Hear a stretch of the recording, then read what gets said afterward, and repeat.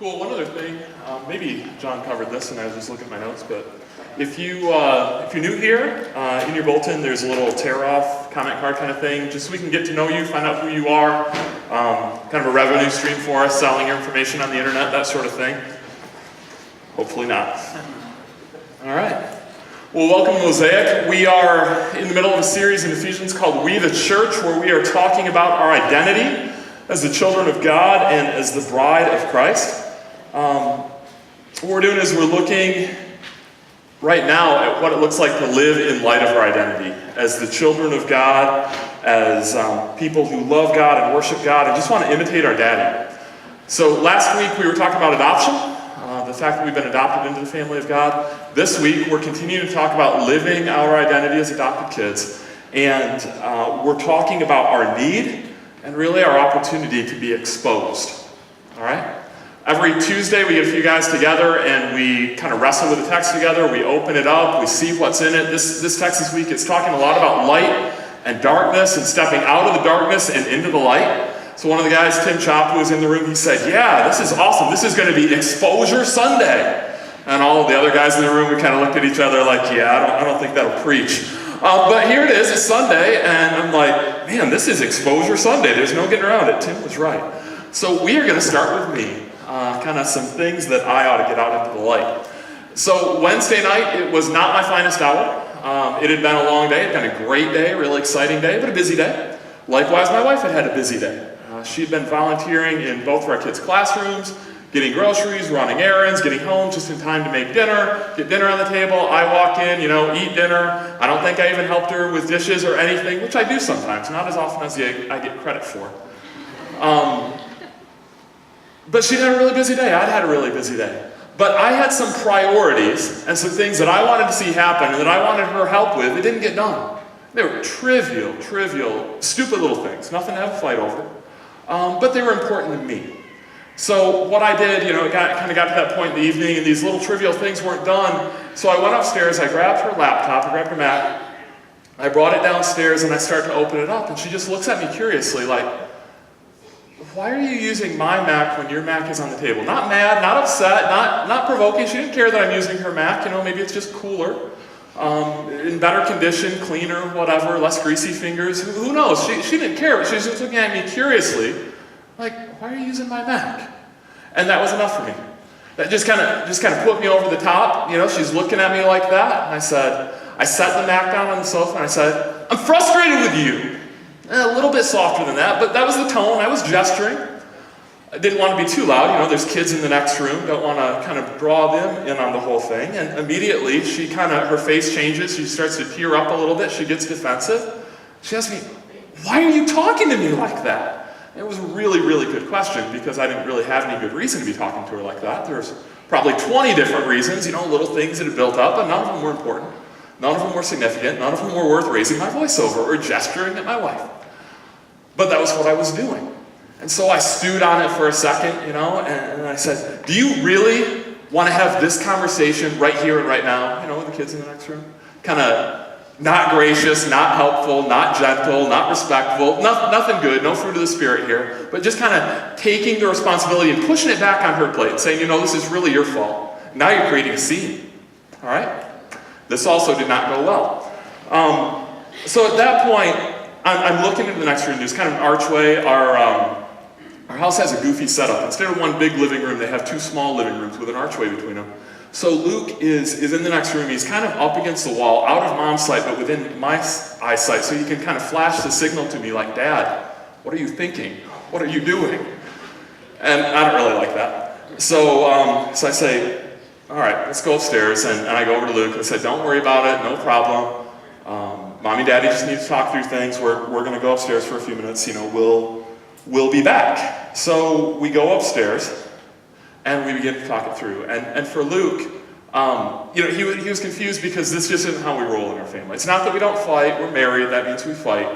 But we don't fight a lot. We don't fight as much as we used to. It's kind of like a once a season sort of thing, with the fall equinox, with the summer solstice, whatever, Once a season we have a little fight, but we never do it in front of the kids. We work those things out privately because we feel like there's so much divorce, so much tension in families, so much brokenness. We just want our kids to have the security of knowing Mommy and Daddy love each other. You don't have to worry about that. So we try to give them to them. And in this moment, we weren't really giving that very well.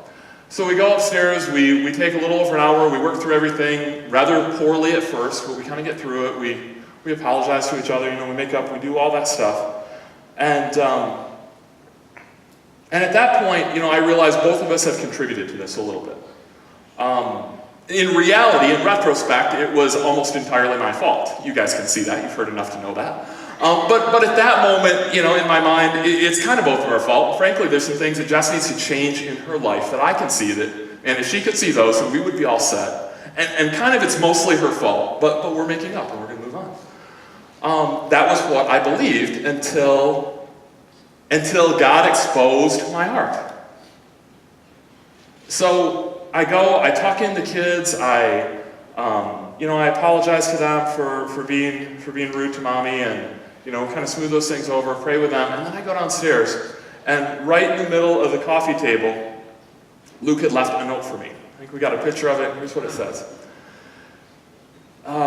Dear Dad, she hardly had any time today to do what you wanted her to do, keeping her responsibilities and being a great mom. Do whatever you want to me.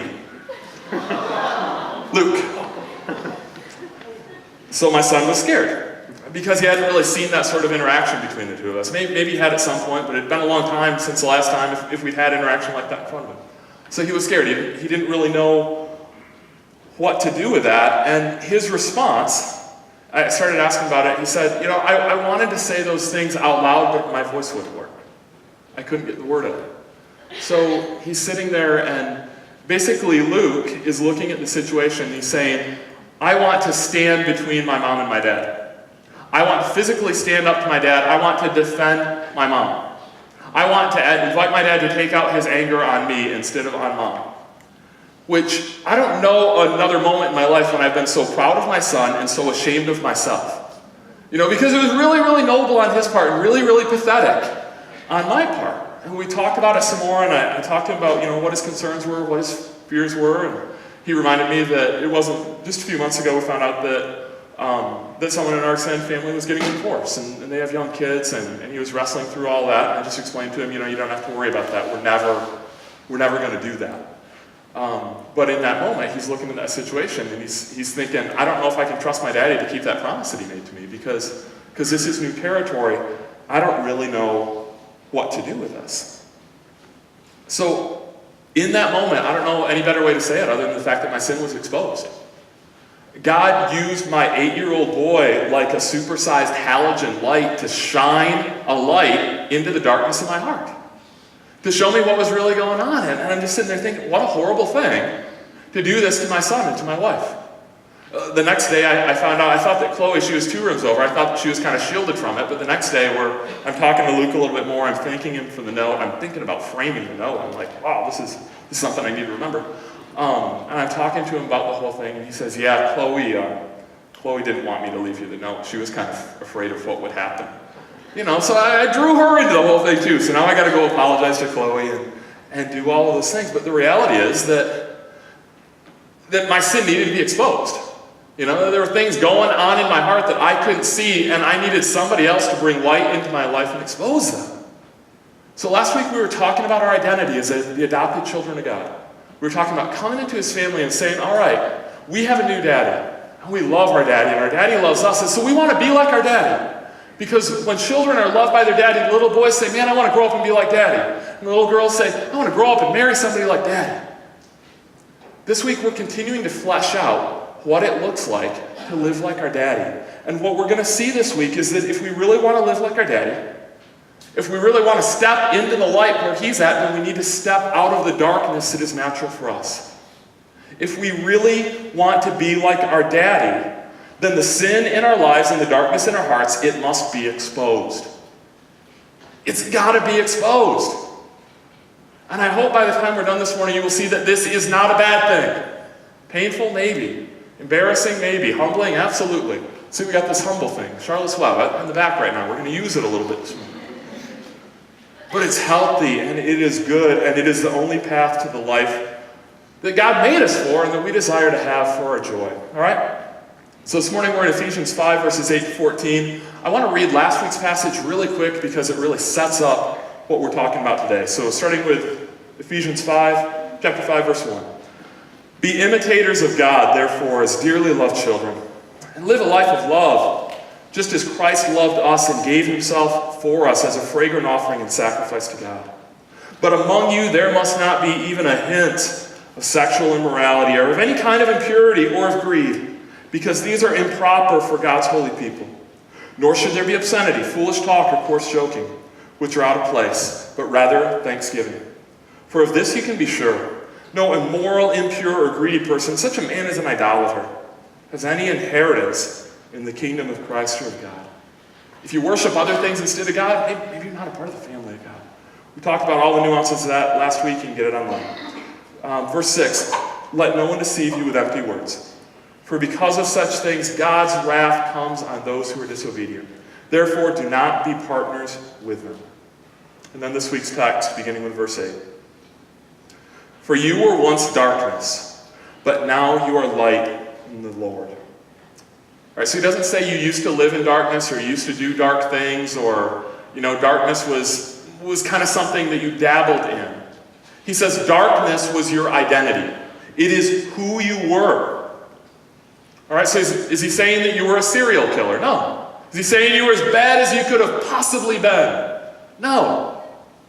But he's saying that your life and my life was characterized by darkness, by shame and secrecy and hiding. He's saying that you and I were like Adam and Eve. All right, they're going along, they have no sin, they're doing great, they have a relationship with God, then sin enters in the world. They rebel against God. And what do? They realize, oh, we're naked. We got to run, we got to hide, we got to find some fig leaves, we got to, Eve, pull out some hair, we need something to sew with, we got to sew together these fig leaves, we've got to cover ourselves, we got to hide ourselves from God, we got to hide ourselves from each other. Because we are exposed. And we have been in darkness, and we are ashamed, and we are embarrassed, and we don't know what to do with it. Think about the things that you do in darkness. Why do you do them in darkness? Because you want them to be hidden. You want them to be secret. You don't want anybody to find out that you were checking out that website, or that you were at that party, or that you were in that relationship, or that you were engaging in that activity. You do not want people to know. You want to keep it in the darkness, because that's how sin is. Your sin wants to be alone with you. Your sin wants to be in the dark with you. Your sin wants to isolate you. Wants to separate you from everyone else so that it is all that you have and all that you can run to for comfort. Sin isn't just what we did or how we lived. It is who we were, every single one of us. But now. For you were once in darkness, but now, if you've placed your faith in Jesus Christ, you are light in the Lord. You have a new identity. Light is your new identity. Light is who you are now. It's not what you do, it's not how you act, it's who you are. And now he invites us to live out our new identity as light. Live as children of light, as children of God. For the fruit of light consists of all goodness, righteousness, and truth. And find out what pleases the Lord. Have nothing to do with the fruitless deeds of darkness, but rather expose them. He said, God has made you light. And just like sunlight causes crops to grow, light brings life. And life yields fruit. So light is supposed to yield fruitfulness. It's supposed to lead to fruitfulness. And he talks about that in a couple of different ways. One is character growth. He talks about goodness and righteousness and truth. That if light is in you, if light is working itself out of you, that there's going to be fruit in your character. It's going to transform how you are. It's not that you'll never mess up. It's not that you'll never be sinful. It's not that you'll never have anything to confess again. It's not that you'll never be impatient with your wife again. But your character over time will change. You'll fight less. You'll be impatient less. You'll be rude less. You'll be lustful less. Your character will begin to transform. The other kind of fruit that the Bible talks about is that there's going to be fruit of reproduction. All right? That there is a seed, that it is sown, and that it multiplies, it reproduces. That the things that are being poured into your life, as God is bringing light into your life, that light is going to overflow into other people's lives, that it's going to multiply out. We call that discipleship. And it is the natural outworking of light coming into your life, of light bringing life, and of life yielding fruit. It's just what's natural. It's what happens. It is what God made us for. But he's commanding us to live in light of this identity because he's recognizing that even as Christians, we have a choice of whether we live in light, whether we live out that identity, or whether we retreat back into the darkness. And a lot of us, the reality is that a lot of us do retreat back into the darkness, and we say, well, I've trusted Christ, I'm going to heaven, all of that's worked out, I'm a good Christian person, I'm certainly good enough, and I am just going to linger in the darkness because I kind of like the darkness, and I'm going to hope that all of that works out. And it does not work out. It is not satisfying. It's not what God designed us for. It is not the Christian life. It's just a stupid, distorted caricature of the Christian life. And we try it for a while, and it is very unsatisfying. It leads to guilt. It leads to discouragement. And then we say, you know what? I tried that. I am out. I don't want to do that anymore. That was lame. And God says, you know, that wasn't the Christian life. That was you calling yourself a Christian and continuing to walk in darkness. But I want to bring you into the light where there is fruit. How many gardeners do we have in the room? All you college students, you got a garden in your dorm room or something, maybe on the roof. Sneak up on the roof, plant a garden. Don't tell U of M I said that. If you fall off the roof, Mosaic Church is not liable. It was a joke.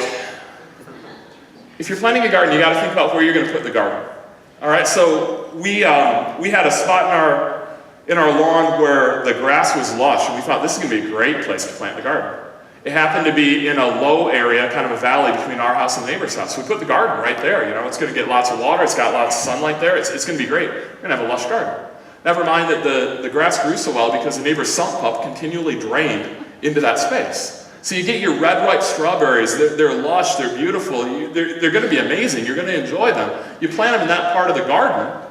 They get flooded out and they die. It was very disappointing. It was very hard to love my neighbor well at that point with my dead strawberries. All right, so you got to think about where you're putting your strawberries. You need the right amount of water, not too much, not too little. But the main thing that you need if you want to grow some red, ripe, delicious strawberries is that you need to make sure that they're in a place where they can get lots of sunlight. If you want to grow fruit, you don't plant them in the dark corner of your basement. You don't plant them, you know, in the crawl space beneath a rotting house. Maybe you can keep your, you know, pathetic, meager little plant alive and say, oh, it's the Christian life, you know, I have my plan to survive. I'm living, this is great. But it is not going to yield fruit. And Paul says that's a lot of the way that we try to approach the Christian life sometimes. That we say, you know, I'm a Christian, I've got this plan, I'm going to yield fruit, I'm sure it's going to go well. But we put ourselves in darkness. We don't get any light, and so it's no wonder that we don't get any fruit. Okay? You need light in order to bring life. You need light in order to bring fruit. And Paul is inviting us to step into the light. Saying you can't just say, well, I come to church and I listen to a lot of sermons and I walk in darkness, but I'm sure I'm going to bear fruit. It will not happen.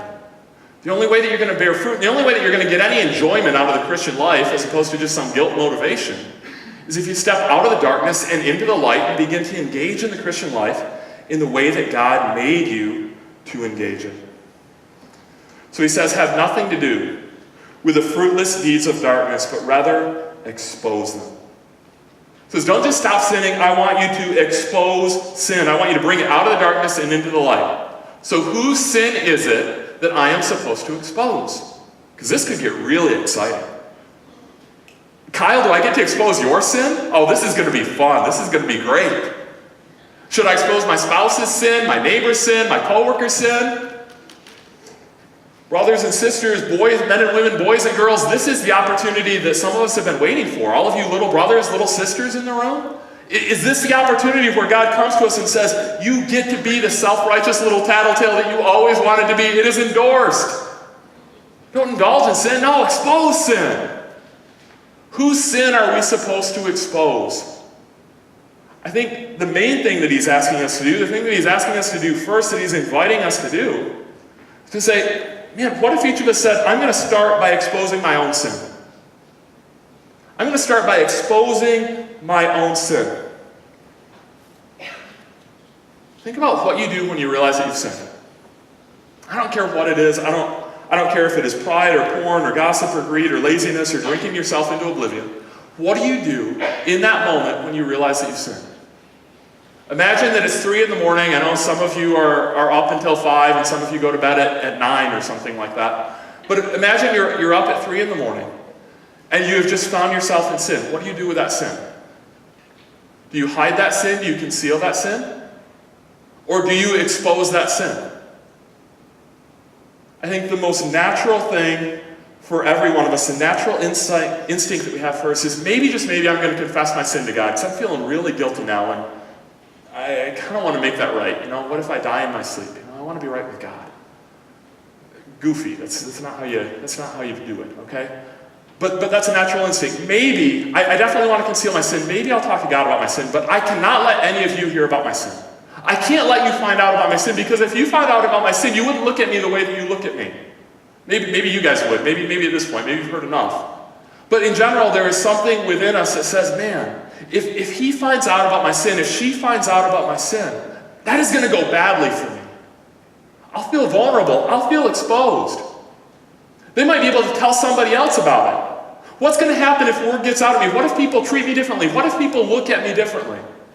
No, man, I have got to keep this a secret. Like I said before, there's just something inside of me that isn't just drawn to my sin, but it's drawn to the secrecy of sin. There's something inside of me, just a reality that my sin wants to be alone with me.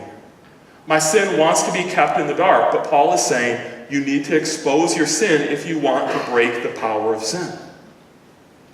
Some of you might ask, but what if I put myself out there? What if I make myself vulnerable and I get burned? What if I share my secret sin that I didn't think I could trust anybody with, and I trust somebody with it today, and they share it with somebody else? What if I make myself vulnerable and I get burned? We are going to welcome you to the club. We're just going to welcome you in and say, hoorah, you got burned for the first time. That's great. I couldn't begin to count the number of times that I've got burned, that I've put myself out there, I've been vulnerable, and it has been dealt with badly. Okay, if you're going to entrust yourself, if you're going to entrust your secret sin, if you're going to entrust the dark corners of your life to a local group of saved sinners, then sooner or later you are going to get burned. All right? And that's okay. It is painful, it is horrible, you don't enjoy it in the moment, and it's not going to happen most of the time, hopefully. If it is, pick different friends. But occasionally you're going to get burned, and that is okay. Because my identity is not wrapped up in what you think of me. My identity isn't wrapped up in whether or not you think I'm perfect. My identity is wrapped up in what God the Father thinks of me. And what God the Father thinks of me is not dependent on my behavior and my performance. It's dependent on whether I have surrendered my life to Jesus Christ, whether I have yielded to Him, whether I've placed my faith in Him, and asked for His merit to be applied to my account. And if I have done that, then what you think of me or what word gets out about all of my brokenness and depravity and sin, it just doesn't really matter. It's not that important. But what is important is recognizing that all of you guys, as broken and messed up, as sinful as you are, just like I am, all of you guys are my family. You guys are my brothers and sisters. And if I have sin in my life, if I have brokenness in my life, if I have things in my life that are going to destroy me and rot my soul and tear me apart from the inside out, then I need to invite you guys into those things. I need you to know about that. I need you to be able to pray for me. I need you to be able to love me and accept me and talk me through it and give me perspective. I need your help. And it is worth the risk because there's no other way to live the Christian life. The Christian life will not work in isolation trying to deal with your sins on your own. You need help. You need to bring them into the light. I need to bring my sins into the light. That's why Wednesday night when I read Luke's note, I'm broken. I confess my sin to God. The next thing I do is I go up and I talk to my son. I confess to him. The next thing I do after that, I bring the note to Jess and I apologize to her again and I confess to her. And then I contact 2 other guys that night to share my sin with them, and then I share my sin with you. Why? Because I hate sin. Because I believe that the sin in my life is destroying me.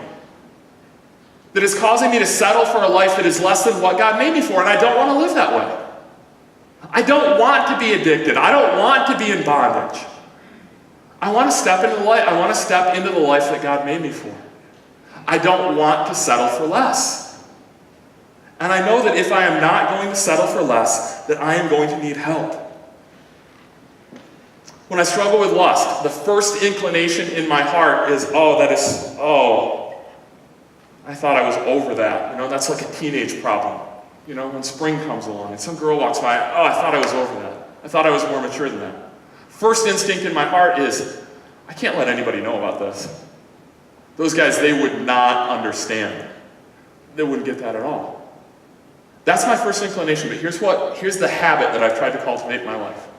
When I struggle with sin, when I struggle with lust, I call Jess, I call Joseph. I kind of make it a habit that in the next 24 hours I'm going to bother all of the godly men that I interact with. I'm just going to kind of unload on them. Here's what I'm struggling with.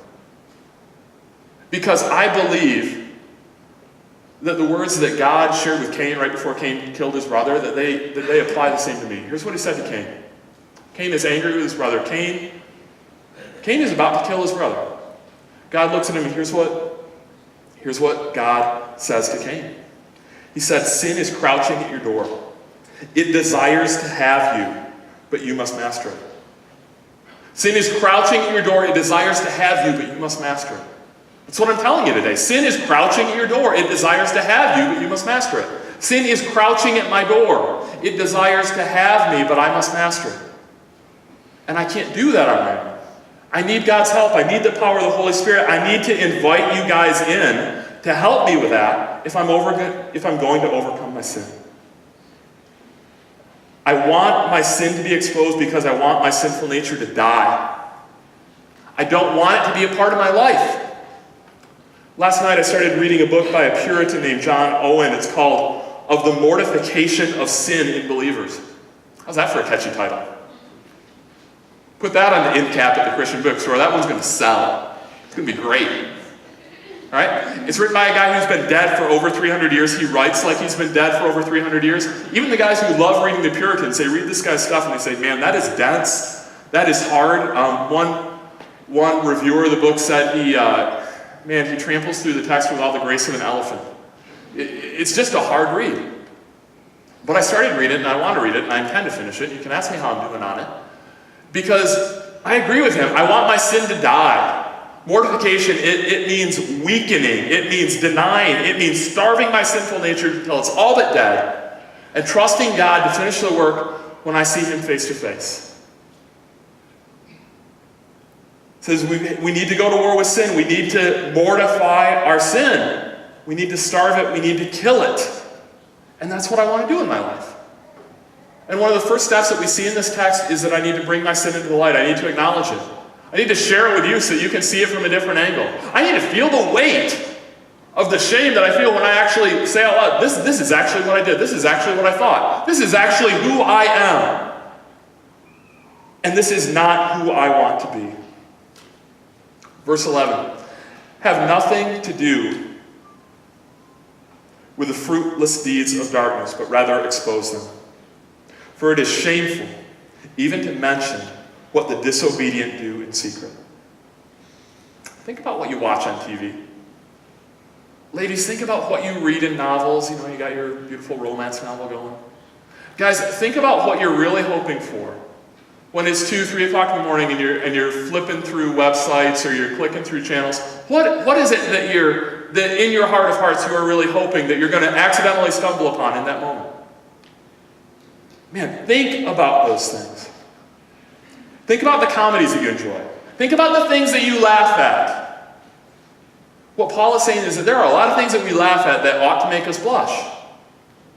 But we don't even notice them anymore. We're completely desensitized to those things because we have lived so long in the darkness that our eyes have adjusted to darkness. But here's what the very Word of God says. It says, it is shameful to even mention what the disobedient do in secret. But instead of turning away in shame, what we tend to do in our culture is that we put a camera in their bedroom and we sin vicariously through other people. It's what we do for enjoyment. It's what we do for entertainment. He says that's shameful. Super popular verse. You want to grow a megachurch? Preach on this. This is great. We get completely desensitized to sin. God says, man, we need to bring our sin into the light. We indulge in sin not because we hate God, but because we don't even think about God. Dietrich Bonhoeffer, he wrote a lot of books. He wrote one called Temptation. Here's what he said about what happens when lust or any other sin just kind of takes hold in our heart. He said, at this moment, God loses all reality. Satan doesn't fill us with hatred of God, but with forgetfulness of God. I just live as though he's not even there anymore.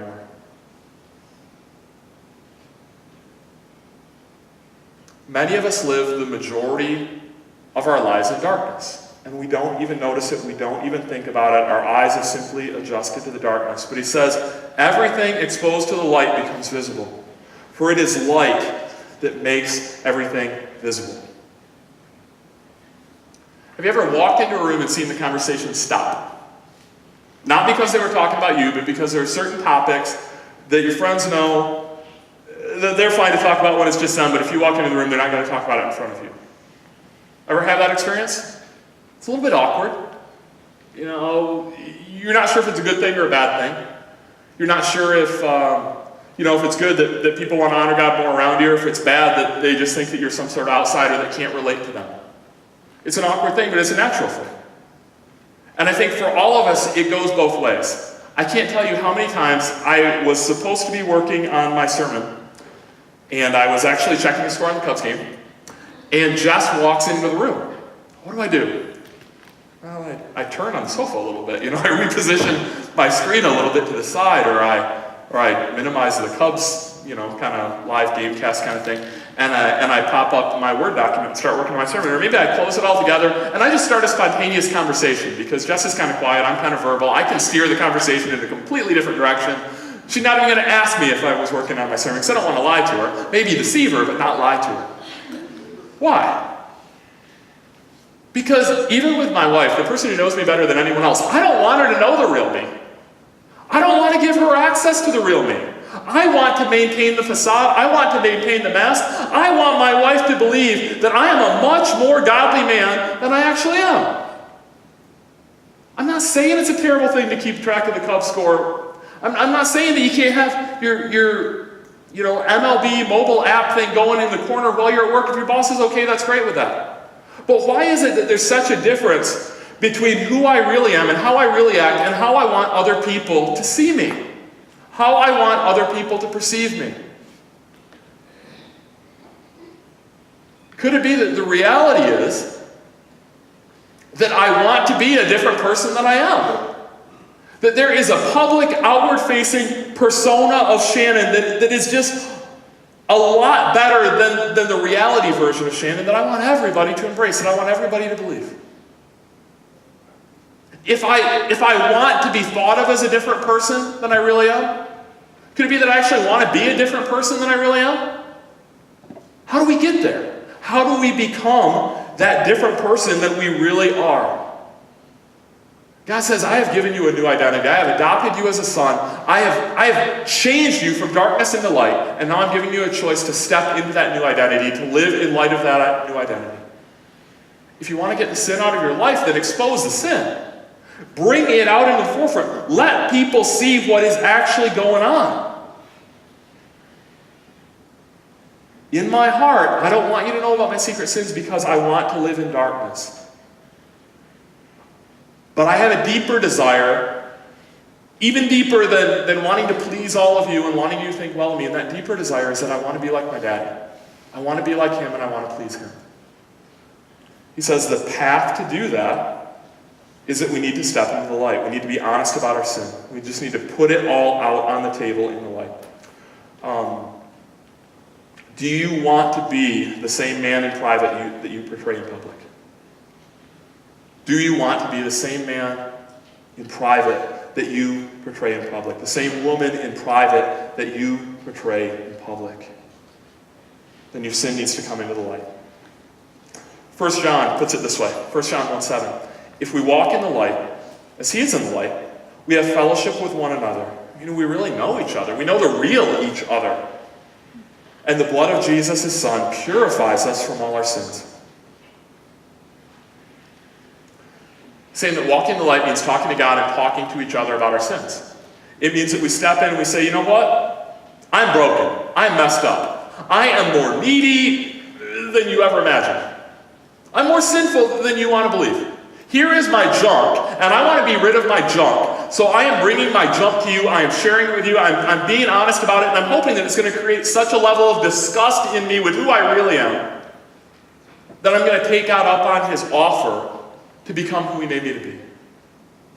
That I am going to step into the light. That I come to you and I say, you know what? I know that it's hard to look at the real me, but I need Jesus, and I need the people of Jesus to come alongside me and help me to step into the man that he created me to be. And that is absolutely terrifying. When we think about becoming that vulnerable with each other, it is scary. Where do we find the courage to step into the light? Where do we find the nerve to step into the light? Paul gives us a clue in the last couple of verses that he shares with us. But everything exposed to the light becomes visible, for it is light that makes everything visible. That is why it is said, "Wake up, O sleeper, rise from the dead, and Christ will shine on you." Let Christ shine on you. Let the gospel saturate your heart. Why? Because unless you believe the gospel, unless you believe in your heart that I am more wretched and sinful than I ever dared believe, and yet at the same time I am more loved and accepted than I ever dared hope, then I'm not going to take that risk. Unless I believe that I'm loved and accepted by the only person in the universe whose opinion means anything, I'm going to cling to your opinion of me. I'm going to try to perform for you. I'm going to try to put on a mask and pretend that I am better than I am to please you. But when I embrace the gospel, I find the courage to say, who cares what you think? You're just my messed up brothers and sisters just like me, and I need your help. If you reject me, fine. I'll go share my sin with somebody else. Maybe they'll help me. We're never going to take the risk unless we believe the gospel. Unless I believe the gospel, I can't welcome the exposure of every sin in my life. The pain is too great. The risk is too great. I'm just not going to go there unless I believe that I am loved and accepted by somebody who is so much more important than any of you or than me. The gospel is not about doing better and trying harder. It is not about performing. It is not about pleasing each other. It is about the reality that we have already been accepted. All of our needs have already been met. All of the strength that is needed to walk in righteousness, to walk in light, has already been given. We just need to accept the opportunity, and we need to invite each other to do the same. And that is my hope for all of us. We look at the church in America, we say, man, why is the church in America in decline? Why is the church in America not bearing fruit? I think the church in America often doesn't bear fruit because we don't step into the light. We're trying to grow strawberries in a dark basement. But we have an opportunity to step into the light, and it's a choice that we need to make as a community. Will we be a community that accepts each other where we're at and that calls each other up into the light? Or will we play games? Let's pray. God, we thank you for your love and your grace. We thank you that you have been good to us. Lord, that you have accepted us where we are at.